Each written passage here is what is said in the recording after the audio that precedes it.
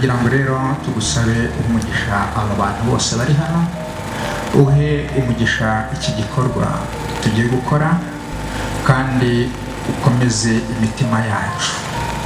Na data na mwana na roho mutagatifu. Ni igikorwa rero cyateguwe na leta. Abatutsi bari baturutse muri sous-prefecture ya Busengo bazanwa mu mabisi ya leta, hanyuma baza mu nyubako za leta ndetse by'umwihariko mu rukiko baburu bavugira, hanyuma kuri 15 z'ukwa kane baricwa bose. Muri make nuko byagenze. Abanagira ngo dukurikizeho kujya gushyira indabo ahashyinguwe iyo mibiri. Murakoze cyane. Twibuke twiyubaka.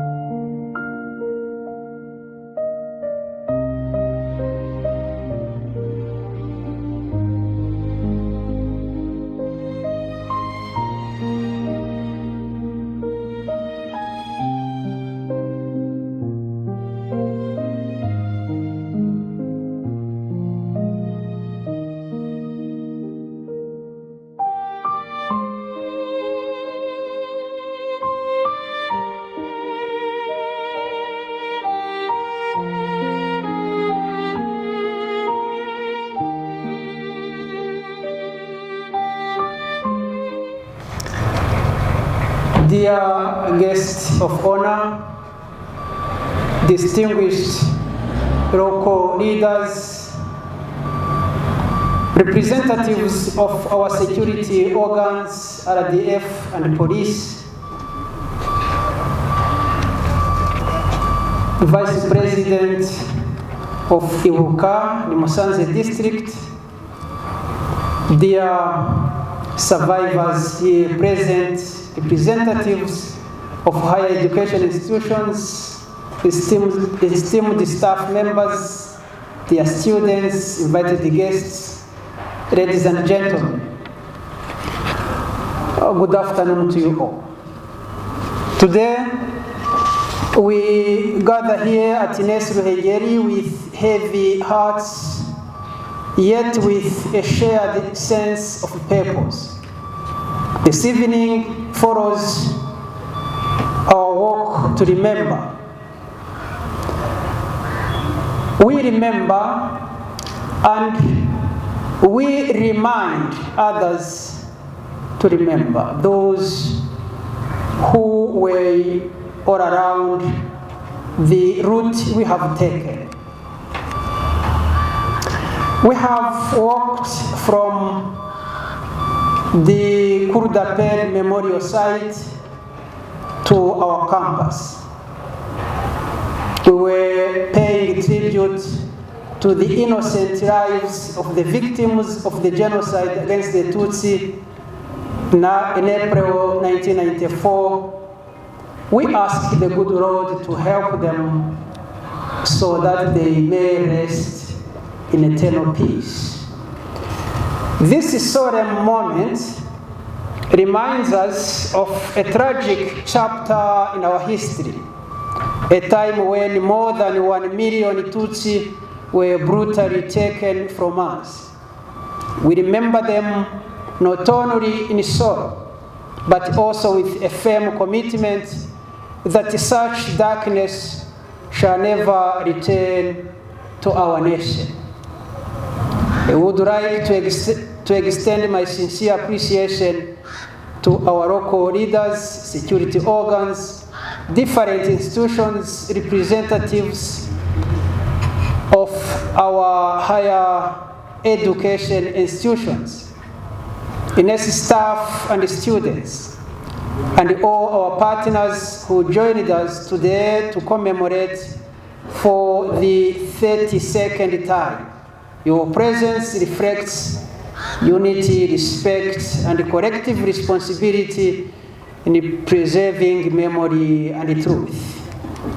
As we reflect on the past, we must also recognize the courage and the sacrifice of the then RPA, who took the initiative to liberate Rwanda and stop the genocide. Their bravery laid the foundation for the Rwanda we see today, a nation rebuilding itself through unity, resilience, and self-reliance. We will never finish to thank you. Fellow Rwandans, reconciliation is not a one-time act. It is a continuous journey. It calls for truth, forgiveness, and the courage to rebuild relationships that were once broken. At the same time, self-resilience and self-reliance, which remind us that the future of Rwanda lies in our own hands. We must work hard, think innovatively, and contribute actively to the development of our country. In an education institution, we have to give knowledge and educate character. Some of those who received instruction were not enough educated to stand firm against the genocide. Rather, some of them nurtured the genocide ideology, prepared and committed the genocide against the Tutsi. Their students, national and international. Many of you were too young during the events of 1994, and others were not yet born. It is your responsibility to learn and understand the true history of Rwanda, the true history of Africa too. To move forward, you must understand where you are coming from. The tragedy of the genocide against the Tutsi was fueled by an ideology of hate that was taught in families, classrooms, and broadcasted on radios. Therefore, your good education here at INES, without any kind of discrimination, must be your weapon to fight hatred and all ideologies of division and segregation. You must become guardians of truth and ambassadors of unity. Reject and fight against genocide ideology in all its forms, whether subtle or direct. Build a future anchored in knowledge, critical thinking, and shared humanity. Being human means being merciful. Ladies and gentlemen, let us reaffirm our solidarity with the survivors. Their strength inspires us, and their resilience calls us to action. We must continue to stand with them, not only in remembrance, but in building a society where dignity, justice, and peace prevail. INES Ruhengeri remains committed to playing its role in promoting unity among Rwandans and contributing to the sustainable rebuilding of our country through education, research, and community engagement. We are working for a united Rwanda as a nation and a united Africa. Let us carry forward the message of this commemoration with renewed commitment. Remember, unite, and renew. Kwibuke, Kwibuka. I thank you very much.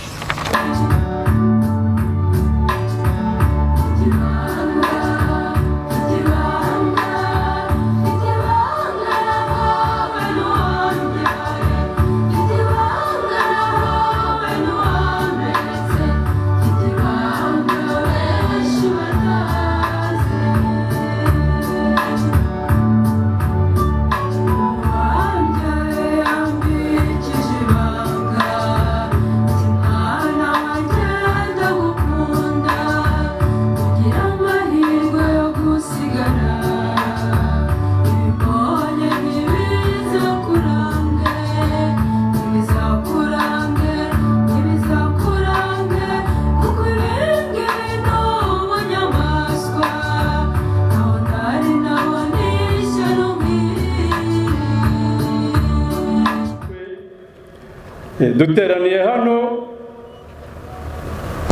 kwibuka ku nshuro ya 32 Genocide yakorewe Abatutsi. Nuko kwibuka ari inshingano ya buri munyarwanda wese, ya buri muntu wese. Ibyo bigaragarira mu itegeko nshinga ryacu, bigaragaza neza ko igikorwa cyo kwibuka ari inshingano ya buri muturarwanda wese. Byarakomeje muri 94 ubwo indege Habyarimana yahanukaga, birango hari ku itariki 6. uwo munsi twari dufite umugeni twagombaga gushyingira, yagombaga gushyingirwa ku itariki 8. Yari mubyara wacu, yari atuye hafi yacu. Uwo munsi mama wanjye niwe wagombaga kumubyara muri batisimu. Yari yaje mu rugo rero, aje kubwira mama ko ku itariki 8 aribwo bukwe buzaba. Hari ibirori mu rugo, hanyuma babaherekeje bababwira ko Habyarimana yapfuye. Bose bahise batandukana, abo bari baherekeje baragenda, n'abo mu rugo baragaruka, baza bafite ubwoba bwinshi. Barahageze, papa mbona afite ubwoba, kandi yari umuntu utajya ugira ubwoba.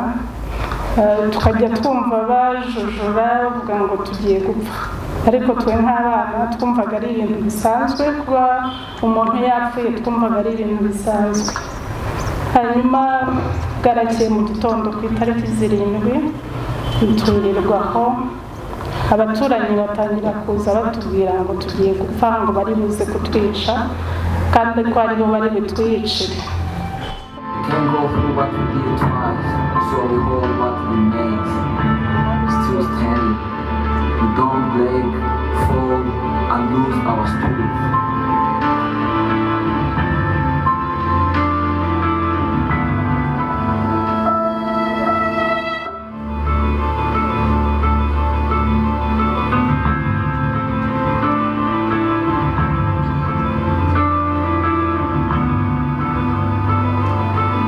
Kuko navuye ko nta mupolisi wa komine, abantu bahungiye ku biro bya komine Kanzenze, abarasa hamwe n'abasirikare ko turi kubibazamo.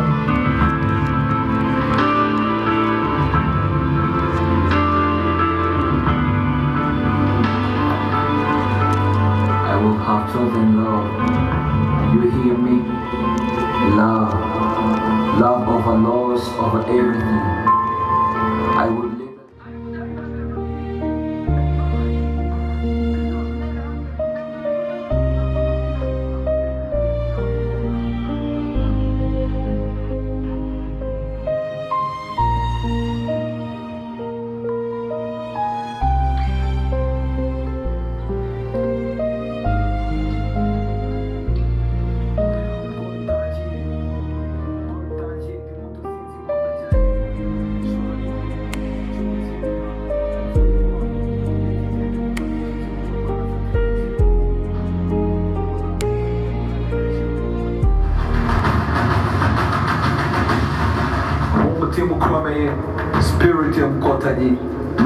igihugu bakarwana umutima amin ukuza kw'inkotanyi impumure byinshi witwa iwacu nta gupfani icyizere cy'amahoro gitaha iwacu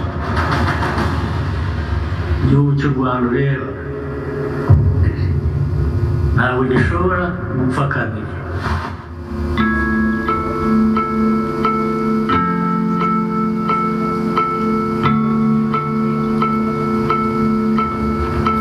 We lost the souls of our loved ones.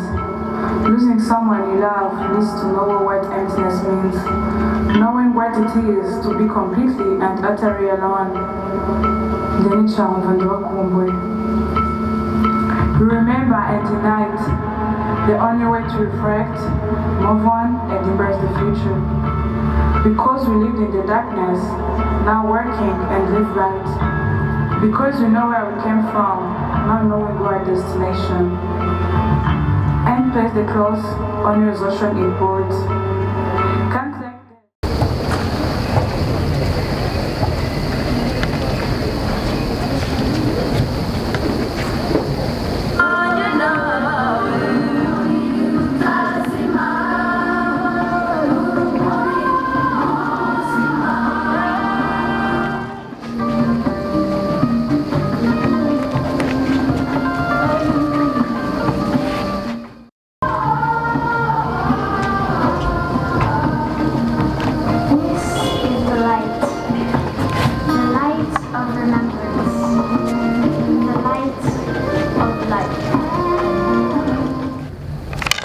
ubuyobozi bw'akarere ka Musanze turashimira ishuri rya INES uburyo buri mwaka ritegura igikorwa cyo kwibuka jenoside kugira ngo tuzirikane abarenga miliyoni bazize jenoside yakorewe abatutsi. Tukabashimira uburyo bikorwa uburyo buza ku rwibutso mugashyiraho indabo tuzirikana abarenga 800 biciwe ahoze urukiko. Uyu munsi hakaba harahindutse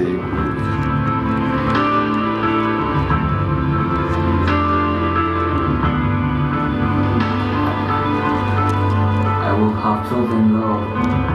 You hear me? Love. Love over loss, over everything. I will